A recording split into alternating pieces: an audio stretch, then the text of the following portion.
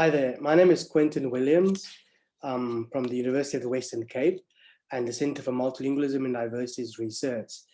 Um, I am thankful to the organizers for inviting me to contribute a 10-minute provocation with the title, They Bodied That Different English in Difference, stated in italics.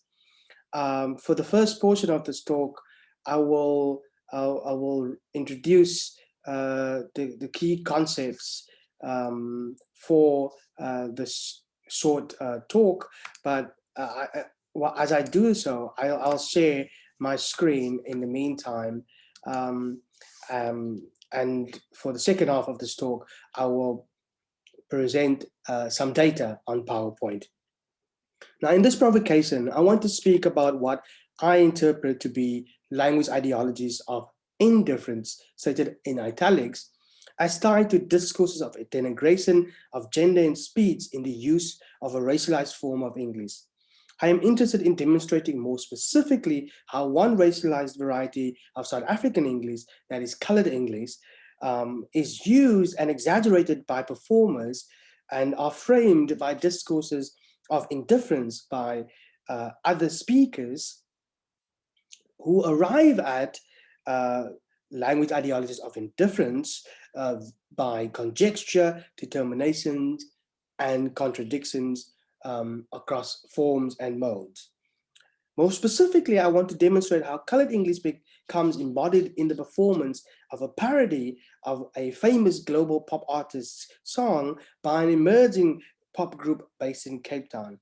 I pay particular attention not only to the group's performance, but also to the linguistic hate that results of the imposition of language ideologies of indifference that came the group's way once their performance was published on YouTube. I argue that the group's performance in the exaggeration of colored English can be understood as an indifference performance in parody that sought to unsettle hegemonic ears of pop music and pop music genre loyalists and critics. Towards the end of the talk, I provide a few concluding thoughts. Now, this provocation finds inspiration in the work of Stuart Hall and is wrestling with difference, or rather categories of the indifference and superficial differences in the way that I see it still guide our language ideologies into uncertain territories where the public fight over language once again are reinforcing differences. And nowhere more intensely is this in the global South context of South Africa. Now, for Hall, understanding cultural differences, because principally that was his concern, for example, is not a semantic exercise only, but concerns what Mercer calls Hall's worry about agency of difference. And this agency of difference that operate in conditions of fixity and subjectivity, of which marginalized speakers desperately critique and challenge. Now, coupled to this worry for Hall was a deep analytical concern for cultural differences that are organized through categories such as race, ethnicity, and nation building, or nation. And this led him to understand that differences not only are concerned with that which makes a radical and unbridgeable separation, but somehow could also be understood much deeper in the Derridian notion of difference. That is, a notion which indexes positional, conditional, and conjunctural features and designs that holds a new meaning without erasing the trace of its other meanings in this particular word of difference. Now, for all intents and purposes, Hall provides here the rhetoric for what I mean by language ideologies of indifference in dealing with the origins or linguistics origins, or the origins of linguistic differences, its traces, contradictions, and modalities. Indeed, how language is sustained as part of the design of cultural differences, as colonial and apartheid linguistics have taught us. Herein, I define language ideologies of indifference as frameworks by which multilingual speakers act out, practice, and perform investments by speakers that sustain language hierarchies of distinction imposed on interactions, context of communications, modalities, as those speakers follow individual and community-driven heuristics of evaluation of the macro and micro linguistic characteristics of speech and authenticity. Now, these indifference frameworks seek to compromise community practices by taking for granted identity projects that lead to social transformation, but also overlooks and minimizes important and salient features of language by historically marginalized and racialized speakers. And if we attend, I argue, to these frameworks, we also are awaken critique, or the speakers at least awaken critique and challenges other speakers who impose in language ideologies of indifference frameworks because they see greater agency and voice in an increasingly globalized world where language and varieties of languages are becoming the resources in designs to perform language differently. So in particular, I want to demonstrate through the parody of colored English, that's historically racialized varieties, speakers do challenge and critique language ideological indifference frameworks, and they do so because they are often at the vanguard of reinventing language in egalitarian ways. Now, in the second part of this presentation, what I want to demonstrate is a case study of an analysis of reaction videos towards the performance of a parody performance by woman to woman in the use of colored English with Kaaps, which is understood as a historically racialized variety of Afrikaans, but also the reaction videos on YouTube and what they tell us of how speakers, YouTube users, in invested or what they invested in language ideological frameworks of indifference. Now, why reaction videos? Reaction videos is a uniquely YouTube or social media framework because it has transformed the nature of self-imaging platforms such as YouTube or Instagram. It is an important data source to study the performance of language, gender, and race, and the many ways users provide a multimodal, effective experience.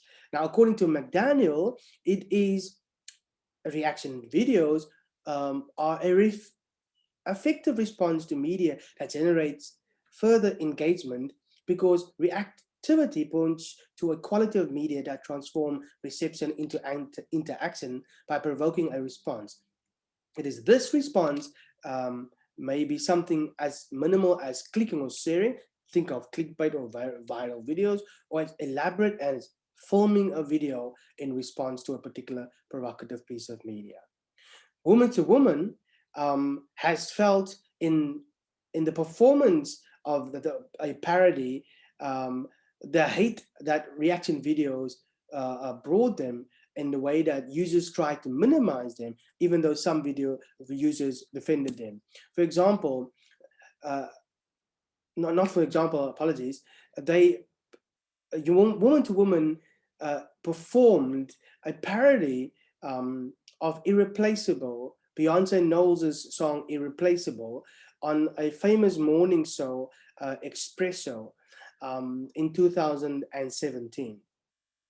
Woman to Woman, that is from left to right, Lauren, Anray, and Felicity, they are all so-called colored speakers in Cape Town that is often defined as a racial label that describes not white enough, not black enough, and on this particular day, they parodied colored English together with Kaaps to present a funny rendition of Beyonce Knowles' song Irreplaceable, which is the song Irreplaceable is about Beyonce Knowles breaking up with her boyfriend and narrating how the boyfriend should leave the house, in what state he should leave, because he presumably has cheated.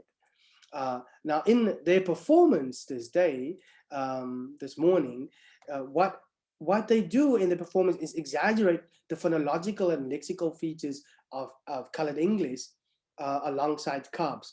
And they do so in exaggerating the final rhotic R, stereotypically used by so-called colored speakers, but also words such as closet, which is performed as closet, with an initial consonant sounds followed by a suprasegmental back opened ended vowel. That is also indicative of the use of colored English. But other features you also find, like the lot cloth split vowel, that is exaggerated. So for example, in the difference of expressions such as gone as gone.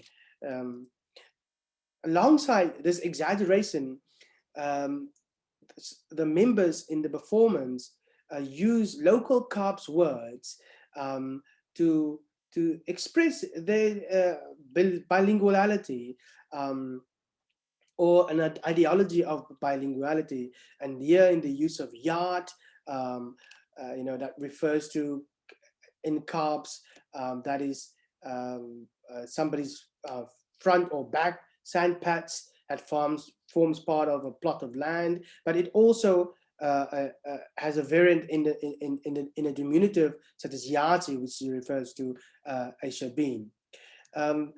In the performance, they make references to mobile objects and localities, such as lyrics such as "drop that keys" because the boyfriend's taxi is gonna leave, or taxi is gonna leave.